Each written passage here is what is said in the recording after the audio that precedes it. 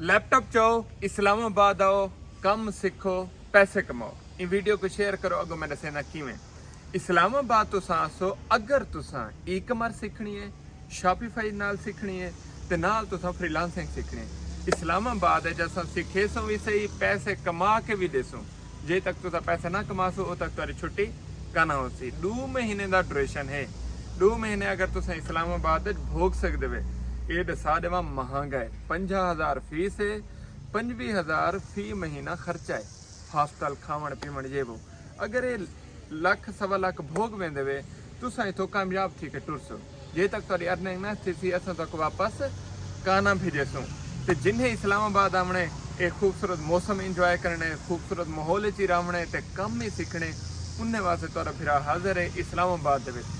बहरिया enclave Islamabad असां रहंदे हैं। इत्थे ही सारा इंस्टीट्यूट है। इत्थे ही असां बालें को कम भी सिखेंदे हैं ते अपना कम भी करेंदे हैं। बहुत सारे सारे बाल होंदे हैं या नौजवान होंदे हैं जेरे आदन असां इस्लामाबाद के वन के सिखसूं, इम्तियाज भी कने वन के सिखसूं। लिहाजा अगर तुसां इस्लामाबाद आवणे तुसां जल्दी जल्दी आओ। पहले जितना भी आ वञो सत बिस्मिल्लाह। मैं रूम भी खिना ॾिसां, हॉस्टल भी तुहारे वास्ते बुक करा ॾिसां, तो कम भी सिखे सां, पैसे भी कमे सां। एक दफ़ा बुला दस देवां। अगर तुसां ई कमर्स सीखनी है शॉपिफाई दे नाल वो सिखे सां, नाल तो थोड़े जे एड लावण सिखे सां, नाल प्रोडक्ट सिलेक्ट करन ते तुहाडा लोकल ई कमर्स अपना स्टोर बनवावण ये करवे सां। पाकिस्तान दे विच तुहाडी सेल स्टार्ट करवा देसां।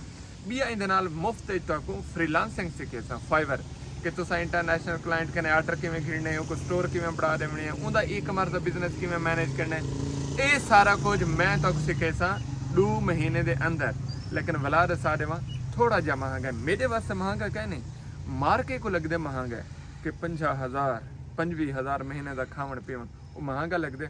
अगर तुहाकू सस्ता चाहिए है, डेरा गाजी खान मेरा इंस्टीट्यूट हाजिर है, मुल्तान हाजिर है, बहावलपुर हाजिर है। ऑनलाइन करना चाहो ऑनलाइन भी हाजिर है।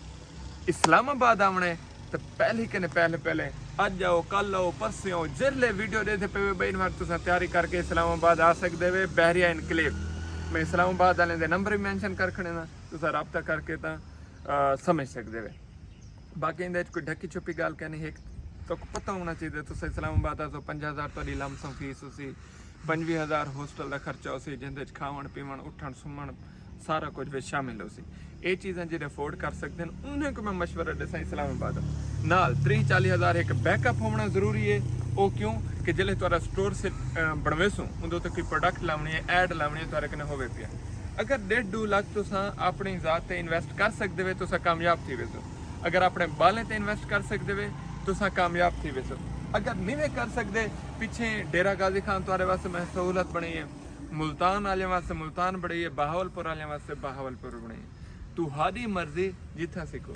जेरे इतना किथे ही नहीं आ सकते, घर बैठे सीख सकते हैं। उन्होंने तो फीस ही सस्ती है। यकम अगस्त कने सेशन है, 15,000 टोटल फीस है। सेम सहूलत उन्हें को ऑनलाइन घर बैठे मिल सकते। मेरे वास्ते चे हालात मेहनत ये सारे वसायल तुहारे अगो रखन, कम करन, मेहनत करन, पैसे कमावन तुहाडे उत्ते डिपेंड करें। तो एक शय नोट फरमा गिनो तवज्जो दे नाल। इदारे दा काम तुहाकू सिखावन होंदे, काबिल बनावन होंदे, पैसे कमावन दे लायक बनावन होंदे। पैसे कमा के चाह देवन नहीं होंदा। लिहाजा मेहनत वास्ते आओ, सीखण वास्ते आओ, काबलियत वास्ते आओ, सीखो, काबिल बनो, पैसे कमाओ। कित्थां आओ? इस्लामाबाद। वंस अगेन लैपटॉप चाओ, इस्लामाबाद आओ।